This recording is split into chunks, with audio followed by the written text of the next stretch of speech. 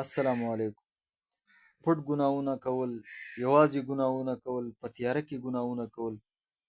ای زما قدرمندو خویندو ورونو، موږ څومره لوی نقصان وکړو چې کوم انسان پټ ګناونه کوي او دې د مخلوق نه خپله ګناه پټوي، خو د رب العالمین نه دې خپله ګناه نه پټوي. د مخلوق نه حیا کوي خو د رب ذوالجلال نه حیا نه کوي. زما قدرمندو خویندو ورونو، زما ستا څومره نقصان کېږي. ما تا په دې خبره چې ته سوچ کړی دی، زما ستا له ټولو نه غټ نقصان هغه د رب العالمین سره رابطه ختموي. د هغه ذات سره رابطه ختموي، د کوم ذات نه چې زما ستا په شپه ورځ کې هر ټیم رب العالمین ته ضرورت راځي او ما تا ترې غوښتنه کوو. الله تعالی چې کله به موږ تاسو باندې تکلیفونه راولي، مصیبتونه راولي، مشکلات ترامونې راولي، موږ د الله تعالی نه غواړو چې رب العالمین زموږ دا مشکلات حل کړي. هغه مشکلات هغه د رب العالمین زما ستا حل کوي د الله تعالی سره په ښه رابطه باندې.